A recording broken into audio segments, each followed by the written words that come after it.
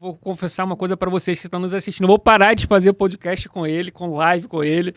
Tá bloqueado da minha rede social, porque tudo que eu falo, ele chega aqui, copia, e vocês são testemunhas disso. Tava quentinho aqui, ele me falou 1 minuto atrás, tinha que começar o podcast, foi. Olá pessoal, sejam todos bem-vindos a mais um episódio do Papo Imigratório comigo, Bruno Lócio, e com meu sócio Henrique Scliar, que está se arrumando ainda. Lembrando que o Papo Imigratório é uma apresentação da Premium Global Mobility Partner e da SLS Legal, que é o nosso escritório de advocacia localizado em Washington, D.C. Lembrando também que esses dois escritórios são o caminho mais curto entre você e o mundo. E o objetivo desse canal é humanizar o pleito migratório, a jornada migratória, contando para vocês bastidores do nosso dia a dia, da nossa vida profissional e pessoal aqui nos Estados Unidos. Eu vou começar roubando uma frase do Henrique. Nos Estados Unidos não existe só o futebol. Se no Brasil o futebol te leva para um outro nível, em muitos casos, aqui nos Estados Unidos qualquer esporte pode levar a um outro nível. Olha, conta um pouco da história do porquê disso. Eu vou contar, mas eu vou confessar uma coisa para vocês que estão nos assistindo. Eu vou parar de fazer podcast com ele, com live com ele. Tá bloqueado da minha rede social, porque tudo que eu falo, ele chega aqui, copia, e vocês são testemunhas disso. Tava quentinho aqui, ele me falou 1 minuto atrás, tinha que começar o podcast, foi. Não, vou ficar quieto, vou pegar meu caderninho, anotar aqui, segredo. Quando for no banheiro eu vou roubar ali. Mas enfim, até me perdi. Ah, tá, lembrei.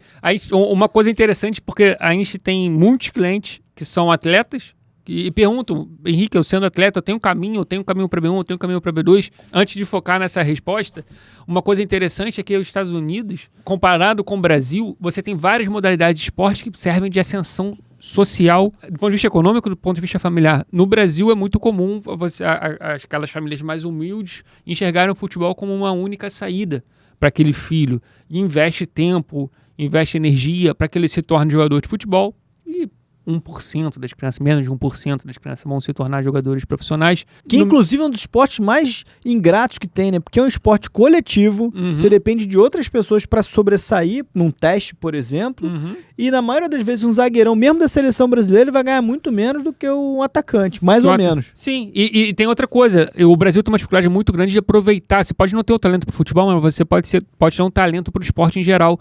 Aqui nos Estados Unidos, praticamente todas as modalidades olímpicas servem como ascensão social. Então, se você tem seu filho vai estudar em escola pública, todas as escolas públicas aqui nos Estados Unidos têm um campo de futebol americano e tem uma pista de ciclismo ao entorno daquele campo. Se por acaso você está jogando futebol americano igual ao futebol do Brasil, é o que chama atenção, todo mundo quer entrar na NFL, mas se por acaso não der certo, cara, você pode ir para a ginástica olímpica, para corrida, 100 metros rasos, 200 metros rasos, piscina, enfim, todas as modalidades olímpicas que vão servir como uma ascensão e entrada na faculdade, né? E tem muitos atletas nos Estados Unidos que mudaram de esporte, né? Foram da NFL, foram para MMA, futebol americano e beisebol depois. Isso é comum, porque vários esportes... E uma característica muito legal é o seguinte, no Brasil, a gente tá falando de esporte olímpico. A Olimpíada, se ela tem 100 caras daquela categoria, o 100º é muito bom.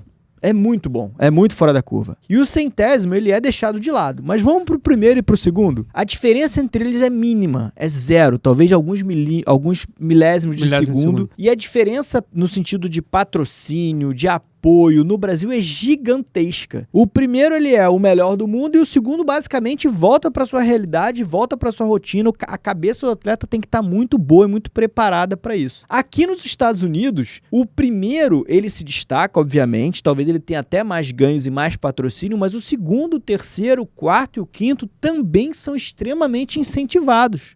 No mínimo, eles saem para a semana seguinte com esse 5º lugar e com um novo patrocínio, com um novo incentivo. Não, e a faculdade, né? Então, mesmo que às vezes não se torna nem profissional. É muito comum, por exemplo, atletas da NBA e atletas da NFL, todos eles estudar, até por conta do mecanismo de draft, de escolha dos jogadores, você obrigatoriamente precisa fazer uma faculdade. Então tem jogador profissional que estudou em Stanford, que estudou numa Ivy League, que estudou nas grandes universidades americanas, e se por acaso, por conta de uma lesão, ou até por conta de talento, e não tem o talento necessário para se tornar um profissional no esporte, ainda assim ele vai ter uma faculdade e uma experiência. Isso me fez lembrar agora um caso. O nosso primeiro escritório, ele teve autorização da Suprema Corte de Utah para exercer advocacia aqui nos Estados Unidos. E aí, numa dessas reuniões com os outros escritórios de advocacia lá de Utah, tinha um cara, não sei se tu lembra desse dia, tinha um cara que tinha atrás várias camisas, vários prêmios. Um atleta, claramente, terno e gravata, tal, novo, bem em forma ainda, muito... E aí alguém perguntou e ele começou a falar um pouco. Era o primeiro ano dele como advogado, porque ele queria ser um atleta profissional, ele entrou na faculdade por causa disso e ele falou, olha, sempre sonhei em ser atleta profissional, mas agora que eu tô no mundo do direito, agora que eu tô me deparando com essa realidade, eu percebo que sonhar em ser atleta por tanto tempo me levou para uma das profissões mais nobres do mundo, que no caso dele é a advocacia, então uma coisa que deixou ele muito impactado e reflete muito isso que você falou agora. Sim. E a disciplina, com certeza a disciplina que ele criou para ser um atleta ajudou muito na carreira profissional dele. E é algo que começa desde cedo, né? Desde criança você já tem esse incentivo. Eu tô lutando, né? Eu tenho um filho pequeno de 4 anos e ele tá... Eu queria colocá-lo no jiu-jitsu. Eu acho que o jiu-jitsu é o melhor esporte para disciplina, para o cara ter autoestima. Eu acho que... E além do mais, no jiu-jitsu você aprende a se defender. Então eu acho que esses 3 fatores para mim são cruciais. Mas ele acabou optando pelo futebol. A gente brincou esses dias no podcast que quando a gente morava no Texas, a gente recebia muito anúncio de criança fazendo crossfit. Né? Criança fazendo crossfit. E esse atleta de crossfit que tá no episódio, deve ser um episódio anterior a esse, ele era um lutador de MMA, ele sofreu um acidente, ele tava num show e caiu uma barra de 400 quilos na cabeça dele. Ele só não morreu porque ele era um atleta, já tinha estrutura de atleta e ele ficou paraplégico. E hoje em dia ele compete no crossfit, é o segundo melhor do mundo, crossfit adaptado. E ele estava dizendo que o que você faz quando você é criança ela vai guiar a sua vida em todos os aspectos. A gente acha que é só no psicológico, na disciplina, mas também na estrutura muscular. Então, por isso que a gente recebia aqueles anúncios. E por sinal, aqui é muito comum você vai pra academia, fazer musculação e tem criança ali, às vezes fazendo musculação junto com o pai. Criança, 8 anos, 9 anos, 10 anos. Antigamente tinha a medicina hoje mais avançada, os especialistas dizem que é uma lenda. Que criança, quando começa a academia muito cedo, para de crescer. Me parece que esse estudo foi baseado em atletas da ginástica olímpica. Mas, na verdade, a explicação por trás disso é que aqueles atletas, eles já tinham aquela predisposição para aquela atividade por serem pequenos. E não se tornaram pequenos por conta da atividade. É igual falar que jogar basquete você cresce. Não, o cara é grande e joga basquete. Então, aqui nos Estados Unidos, essa lenda caiu por terra e é muito comum encontrar crianças fazendo musculação, pensando nessa ascensão social, nesse avanço na escola, na faculdade. E agora, trazendo para vocês que são atletas que estão assistindo esse episódio, a gente sempre fala muito de empresário, a gente sempre fala muito de policial, a gente fala muito de médico, a gente fala sempre de profissionais qualificados, graduados e deixa um pouco de lado os atletas. E aí a gente não tá falando de atleta do Flamengo, ou do Corinthians, ou do Palmeiras, não. A gente tá falando de atletas, às vezes amadores. No mundo do jiu-jitsu, por exemplo, judô, é muito pouco comum você não ter um atleta que tenha diversos campeonatos, diversas participações, mundial de jiu-jitsu. Então, os atletas, de um modo geral, eles são,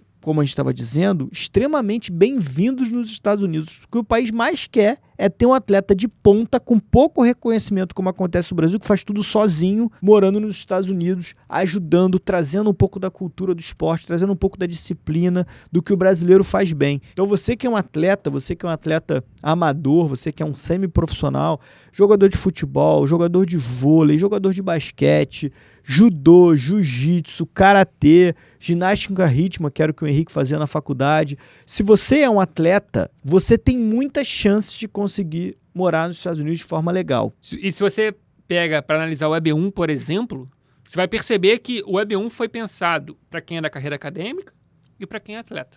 Os critérios do EB1, um atleta profissional, ou então, dependendo da modalidade, pode ser não necessariamente profissional, mas um atleta de alto rendimento, você vai ver que praticamente você é obrigado a ter aqueles critérios. Você já competiu, você já ganhou prêmio, você já teve matéria na mídia, e por aí vai. Então, inclusive, nos dá muito orgulho aqui no escritório que a gente tem alguns atletas, principalmente no jiu-jitsu, mas em outras modalidades também.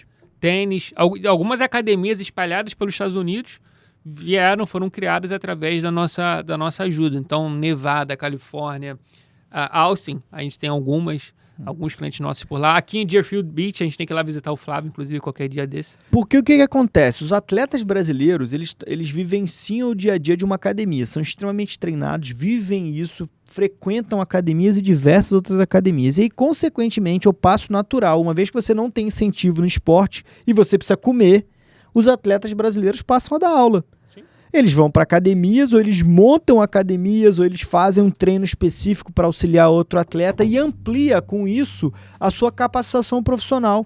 Então, às vezes, o atleta, que é muito comum, o atleta do jiu-jitsu, que a gente tem alguns aqui, ele é um competidor, ele ganha torneio, ele participa de torneio, ele disputa, ele tá sempre ranqueado, faixa preta, faixa marrom, faixa roxa também, tá? Não é só para faixa preta não, mas outras faixas também conseguem. E além disso, ele é dono de academia. Ou seja, ele é um atleta de alto rendimento e ele, além de tudo, é um empresário. Então, ele acaba abraçando um pouco dos dois lados. Ele não é aquele atleta aqui nos Estados Unidos que vai para a universidade todo dia e vai trabalhar e vai exercer ali na universidade. Não. Como as adversidades são muito grandes no Brasil, a pessoa acaba desenvolvendo uma outra skill, uma outra habilidade para conseguir sobreviver muitas vezes, né? E como mercado, a gente falou muito da valorização do esporte aqui nos Estados Unidos, como mercado do ponto de vista de investimento, principalmente o Brasil no jiu-jitsu. Quem é da área de jiu-jitsu, o americano adora uma academia, adora uma academia de jiu-jitsu. Você vai ter vaga tanto para trabalhar quanto para empreender. Basicamente, toda esquina aqui tem uma academia brasileira muito valorizada. Pois é, gente. Esse episódio é um episódio mais curto, mas ele tem o objetivo de informar e de trazer para vocês a ideia, ou pelo menos plantar uma sementinha na cabeça de vocês que são atletas. Não precisa ser o melhor, não precisa jogar na primeira divisão, pode jogar na segunda divisão, pode ser semi-maduro. O que vocês fizeram até aqui pode ser muito recompensado nos Estados Unidos. Então, talvez valha a pena pensar na possibilidade de deixar esse dia a dia de treino tão sacrificante, tão difícil, aí no Brasil e vir para os Estados Unidos com o Green Card para treinar nas melhores academias do mundo. Se você acha que isso faz sentido para você, clica aqui embaixo, tá? Tem um link, escaneia aqui o QR Code, lá vão ter perguntas, é um formulário bem abrangente que vai abraçar alguns tipos de vistos migratórios. Com essa ficha a gente vai debater com o nosso jurídico qual é a melhor estratégia para você e vai te chamar para desenhar junto com você e para fazer você entender os riscos. A gente não está aqui para te vender, a gente vai fazer você entender os riscos do seu caso, ou seja, a gente vai te passar tudo que vai precisar ter no teu caso se você julgar que faz sentido fazer o investimento de um pleito imigratório. Eu te diria que você deve fazer, porque a gente fala mais não do que sim. Então, se você foi chamado para entrevista, você provavelmente tem um caso muito bom na mão. É sempre bom falar sobre imigração, falar sobre esporte. Só um detalhe, antes de encerrar aqui, não deixa de curtir, de comentar, de se inscrever no nosso canal. É super importante para ajudar o nosso engajamento. Se você for impactado com esse vídeo, inclusive com sugestões de próximos temas, o Bruno rouba todas as minhas ideias aqui, então, por favor, me ajudem e deixa aqui comentário que vai ser bem legal. Esse foi mais um episódio do Papo Migratório. A gente vê vocês no próximo episódio que vai estar ainda melhor. Te vejo lá. Um abraço.